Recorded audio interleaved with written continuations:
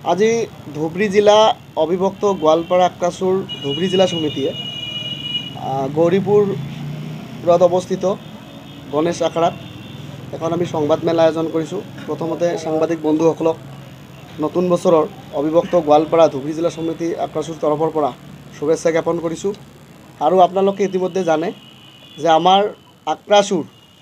6টাকৈ জাতীয় সংগঠনে সন্মিলিত মঞ্চৰ উদ্যোগত অহা 21 জানুৱাৰী ৰাতিপুৱা 5 বজাৰ পৰা সন্ধিয়া 5 বজালৈকে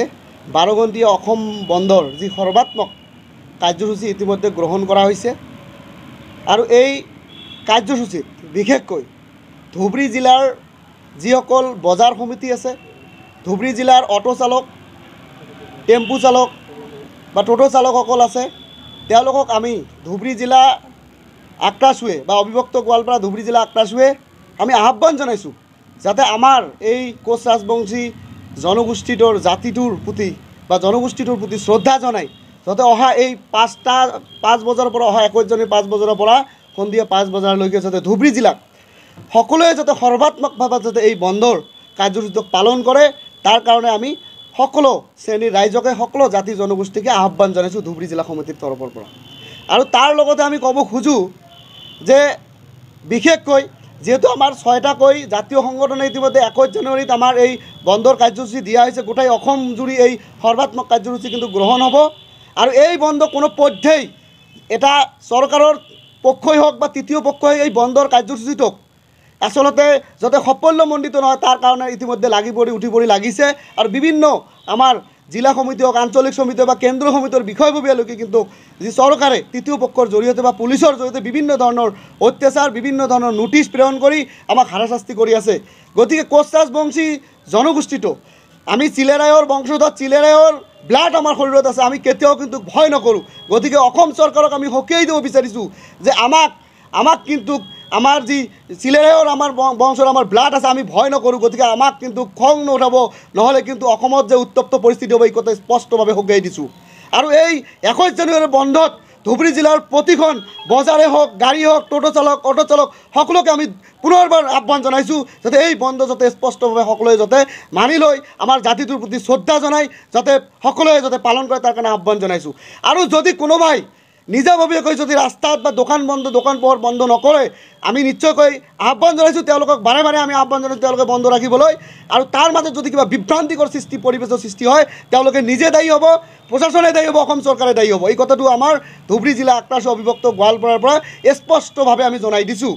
আৰু তাৰ লগতে আমাৰ যিসকল কেন্দ্ৰীয় সমিতি আছে তেওঁলোককো অনুৰোধ জনাইছোঁ যে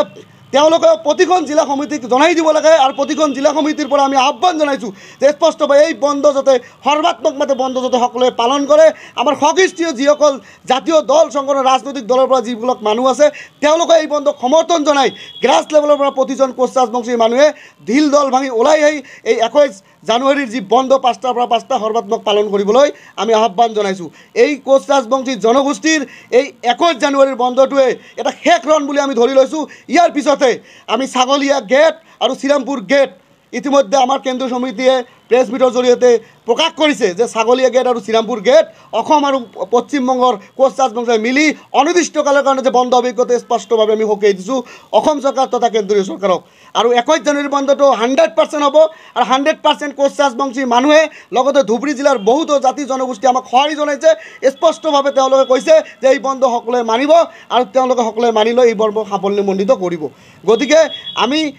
আমি ইয়াত কোনো আমাৰ কোশ্চিন মাৰ্ক নাই। গতিকে কিছুমান মানুহে কোশ্চিন উঠাইছে যে আক্ৰাসুৰ বন্ধটোক উদ্ধ কৰা হ'ব, গতিকে কেতিয়াও উদ্ধ নহয়, আমি স্পষ্টভাৱে জনাই দিছোঁ। আৰু এই বন্ধত সৰ্বাত্মকভাৱে সকলোকে পালন কৰিবলৈ আমি আহ্বান জনাইছোঁ। ইয়াৰ লগতে আমি অসম চৰকাৰক ক'ব খুজিছোঁ যে আপোনালোকে দেখিছে যে যেতিয়া কোনোবা বন্ধৰ কাৰ্যসূচী হওক বা যেতিয়া আমি ষ্ট্ৰং কোনো গণতান্ত্ৰিক কাৰ্যসূচী লোৱা হয় তেতিয়া অসম চৰকাৰৰ ফালৰ পৰা চিঠি প্ৰেৰণ কৰা হয়। চিঠি প্ৰেৰণ কৰি আজি দিছপুৰত মাতি লৈ মানে ভোজ ভাত খোৱাৰ নিচিনা কৰা হয়। ভোজ ভাত খুৱাই দি প্ৰতিশ্ৰুতি দি আচলতে আমাৰ জাতিটোক মানে এনেকৈ ৰাজনৈতিকভাৱে ব্যৱহাৰ কৰা হৈছে প্ৰতিটো বাৰে বাৰে। গতিকে সেই ক্ষেত্ৰত যিহেতু আক্ৰাসুৱে নতুন পন্থাৰে এইবেলি কিন্তু আমাৰ কোনো চেণ্ট্ৰেল প্ৰেছিডেণ্ট বা ছেক্ৰেটাৰী প্ৰেছিডেণ্টে কিন্তু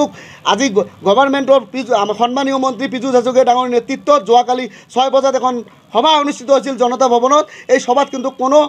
আমাৰ আক্ৰাসুৰ কোনো এখন সমিতিৰ সভাপতি সম্পাদকে কিন্তু তাত উপস্থিত নাছিল কিন্তু যেহেতু চৰকাৰে আমাক চৰকাৰে যেহেতু এখন চিঠি পঠাইছে আৰু সেই ক্ষেত্ৰত কিন্তু নিশ্চয়কৈ সন্মান জনাই আমাৰ কিন্তু এটা প্ৰতিনিধি দলে তাত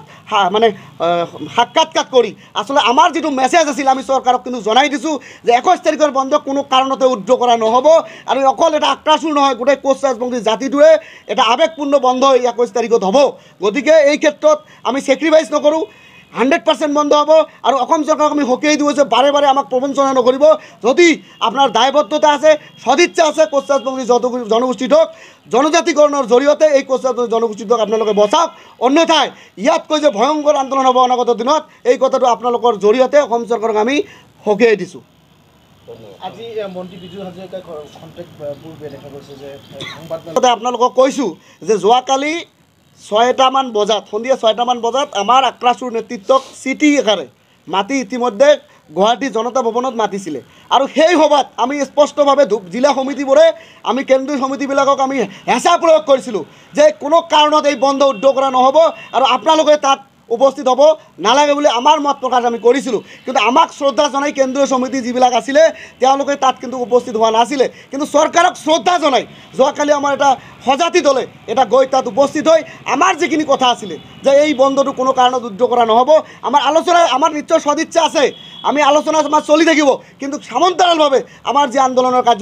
কাৰ্যসূচী চলি থাকিব যদি বন্ধৰ পিছত চৰকাৰে যদি ত্ৰিপাক্ষিক বৈঠকৰ জৰিয়তে অৰ্থাৎ আমাৰ কেৰেলৰ যি জীৱন সিং ডাঙৰীয়া আছে জীৱন সিং ডাঙৰীয়াৰ লগত এক আলোচনা